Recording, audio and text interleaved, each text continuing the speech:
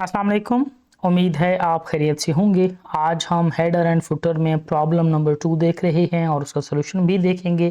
Last time हमने देखा था प्रॉब्लम नंबर 1 के एक डॉक्यूमेंट है जिसके हर पेज पर हमने चैप्टर का नाम और नंबर लिखना है, बुक का नाम लिखना है, उसके बाद पेज नंबर लिखना है और डेट और टाइम भी लिखना है। डेट एंड टाइम इस तरह के डॉक्यूमेंट में ज़रूरी नहीं है, कोई एक आध प्रिंट हो, ऑफिशियल प्रिंट हो तो वहाँ आप लिख सकते हैं, ज़रूरी हो भी सकता है।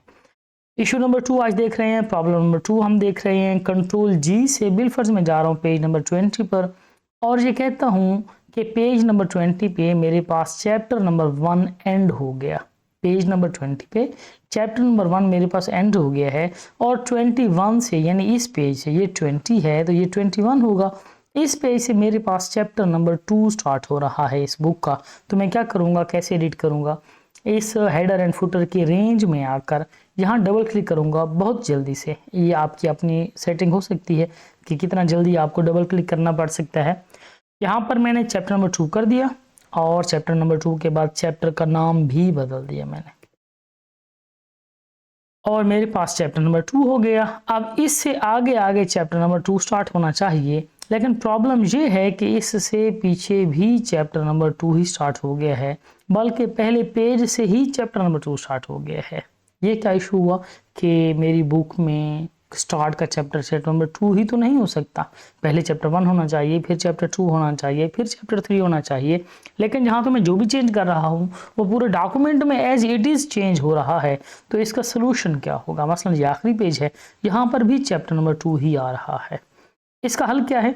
इसका हल ये है कि पहले मैं कंट्रोल जी करके वापस आता हूँ, चैप्टर नंबर 1 पे आ गया। उसके बाद मैं कंट्रोल जी करने के बाद पेज नंबर 20 पे जाता हूँ जहाँ मेरा एक चैप्टर खत्म हुआ है। ये पेज नंबर 20 के बिल्कुल स्टार्ट में आ गया कर्सर।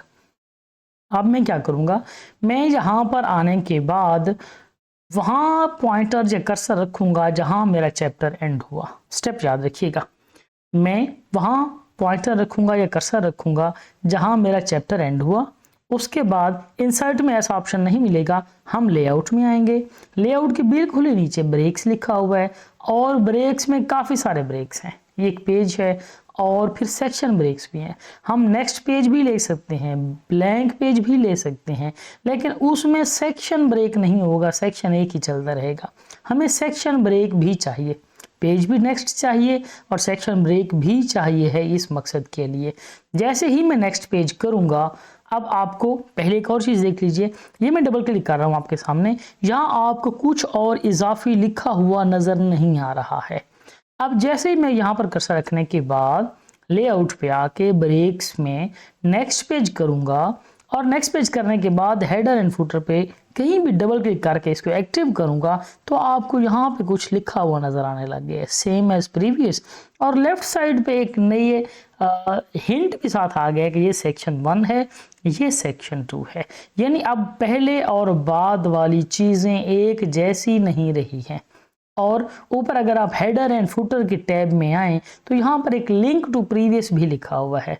इसको हम अगर क्लिक करके डीएक्टिवेट कर दें तो ये सेम एज प्रीवियस ख़त्म हो जाएगा। जैसे ही हम इसको क्लिक करेंगे ये सेम एज प्रीवियस ख़त्म हो गया। अब इसका क्या मतलब है कि पीछे जो सेटिंग चल रही थी हेडर एंड फुटर की, जो चीज़ें चल रही थी वो आगे नहीं चलेंगी। अब हम क्या कर सकते हैं, हम यहाँ पर आकर चैप्टर नंबर 2 कर सकते हैं और यहाँ पर आकर हम वही लिख सकते हैं जो हमारे चैप्टर नंबर 2 का नाम है, necessities of life. Page number as it is चलता रहेगा।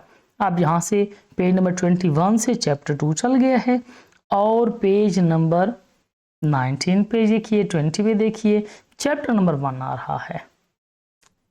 ये देखिए, जो दूसरा प्रॉब्लम था उसका हमने हल ढूंढ लिया। बिलफर्ज कंट्रोल जी और हम जाते हैं पेज नंबर 40 पे और ओके किया। यहाँ पर भी हमारा एक चैप्टर एंड हो गया है। दोबारा हम उसी सेटिंग को समझ रहे हैं। पेज नंबर 40 पे एक चैप्टर एंड हुआ और यहाँ पे हम नया चैप्टर स्टार्ट करना चाह रहे हैं। फिर मैं क्या करूँगा, जहाँ मेरा चैप्टर एंड हुआ वहाँ पर मैंने कर्सर रखा। डेफिनेटली मैंने सेंटेंस तो पूरा करना है उस चैप्टर का। तो यहाँ पर कर्सर रखने के बाद मैं लेआउट में आया, ब्रेक्स पे आया। ब्रेक्स के बाद मैंने ये पेज नेक्स्ट नहीं किया बल्कि सेक्शन ब्रेक से मैंने नेक्स्ट पेज लिया, ताकि इस दूसरे सेक्शन और नेक्स्ट सेक्शन में भी कुछ फ़र्क रह जाए और अब अगर मैं यहाँ पर डबल क्लिक करता हूँ हेडर एंड फुटर के एरिया में, रेंज में, तो यहाँ फिर सेम एज प्रीवियस नजर आ गया और लेफ्ट साइड पे आ गया सेक्शन 2। इससे पहले था सेक्शन 1, फिर आया इस सेक्शन 2 और अब नेक्स्ट सेक्शन 3 भी आ गया है। इस सेम एज प्रीवियस का क्या मतलब है कि जो सेटिंग इससे पिछले सेक्शन में चल रही है वही आगे कॉपी हो जाए और हम लिंक टू प्रीवियस से इसको भी ख़त्म कर देते हैं। जैसे ही ख़त्म करते हैं वो पिछला जो एक हमारे पास चल रहा था वो ख़त्म हो गया, जहाँ सेम एज प्रीवियस चल रहा है, लेकिन जहाँ थर्ड सेक्शन में हमारे पास सेम एज प्रीवियस नहीं आया। यहाँ पर हम क्या करेंगे, यहाँ हम चैप्टर नंबर 3 कर देते हैं और जहाँ हम कर देते हैं जी बिलफर्स, ऐसे मैं लिख रहा हूँ जी वरीज ऑफ लाइफ जी, सिंपल से ऐसे मैंने कोई एक चैप्टर बना दिया है। डबल क्लिक किया बाहर, हेडर एंड फुटर के बाहर मैंने डबल क्लिक किया तो हेडर एंड फुटर क्लोज हो गया। हेडर एंड फुटर आप यहाँ से भी क्लोज कर सकते हैं। जब आप हेडर एंड फुटर में आएंगे तो ये लिखा हुआ है क्लोज हेडर एंड फुटर, इससे भी आप क्लोज कर सकते हैं। एस्केप प्रेस करने से भी क्लोज हो जाता है। ये देखिए चैप्टर नंबर 3 हो गया, इससे ऑनवर्ड सारा चैप्टर नंबर 3 होगा और सब पेज नंबर 21 से लेकर 40 तक चैप्टर नंबर 2 चल रहा है और पेज नंबर 1 से लेकर पेज नंबर 20 तक हमारे पास चैप्टर नंबर 1 चल रहा है। ये हमारा प्रॉब्लम 2 था, आज हमने उसका सोल्यूशन देखा है। उम्मीद है आपको इस सोल्यूशन की समझ आ गई होगी। समझ आई है तो चैनल ज़रूर सब्सक्राइब कीजिए ताकि मज़ीद जो प्रॉब्लम्स हैं, इसके मज़ीद जो इश्यूज़ हैं उनका भी हम सोल्यूशन देख सकें, मज़ीद वीडियोज़ भी आप तक पहुँच सकें। बहुत शुक्रिया आपका, बेस्ट ऑफ लक।